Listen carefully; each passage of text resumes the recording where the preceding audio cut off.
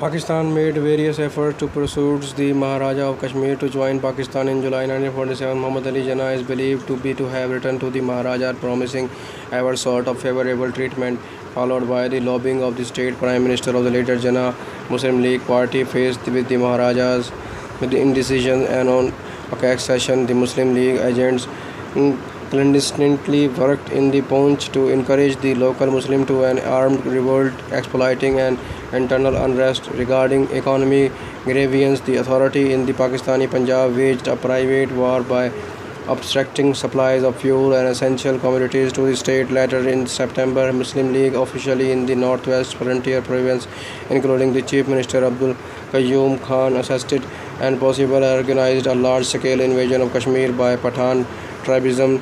Several sources indicated that the plans were finalized on 12 September by the Prime Minister Liaquat Ali Khan, based on proposal prepared by Colonel Akbar Khan and Sardar Shaukat Hayat Khan.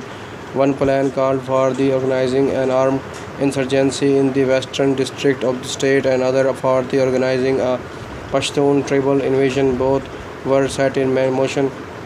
The Jammu division of the state got caught up in the partition violence. Large number of the Hindus and Sikhism from the Rawalpindi and Sialkot started arriving in the March 1947, bringing harrowing stories of the Muslim autocrats. In this provoked counter-violence on Jammu Muslim, which had mainly paralyzed with that in Sialkot. According to the scholar Ilyas Chattha, the violence in the eastern district of Jammu and that started in September developed into a widespread massacre of Muslims around October, organized by the Hindu Dogra troops of the state and perpetrated by the local Hindus, including members of the Rajastriya Swayamsev Sangh, and the Hindus and Sikhs displaced from the neighboring areas of West Pakistan.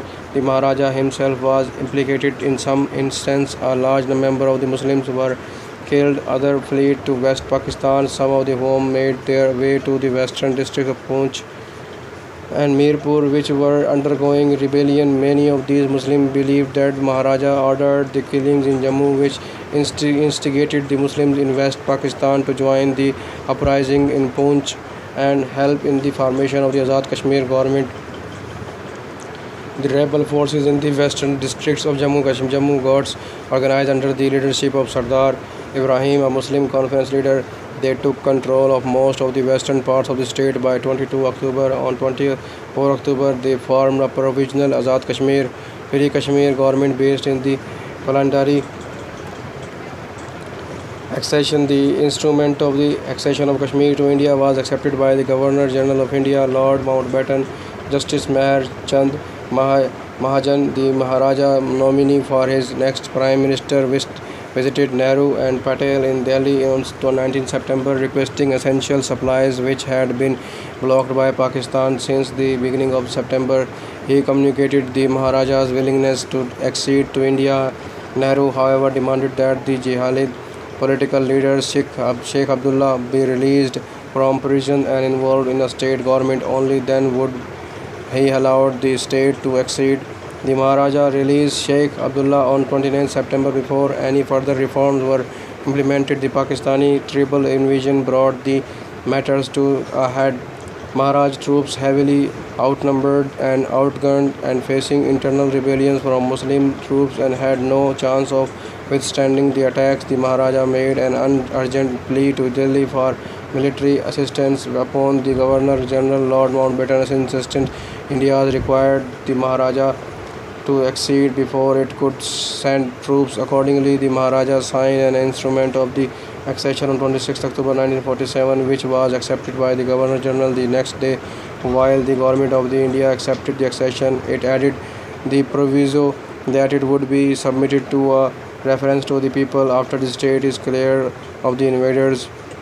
Since only the people, not the Maharaja, could decide where Kashmiris wanted to live, it was a provisional accession. The largest political party, National Conference, headed by Sheikh Abdullah, endorsed the accession.